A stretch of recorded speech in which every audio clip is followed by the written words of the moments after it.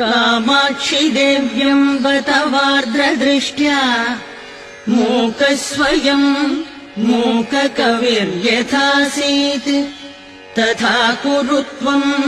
परमेश जाये त्वत्पादमूले प्रणतम् दयार्द्रे उत्तिष्ठोत्तिष्ठ वरदे उत्तिष्ठ जगदीश्वरी उत्तिष्ठ जगदाधारे त्रैलोक्यम् मङ्गलम् कुरु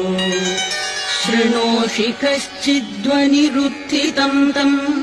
मृदङ्गभेरीपटगानकानाम् वेदध्वनिम् शिक्षितभूसुराणाम्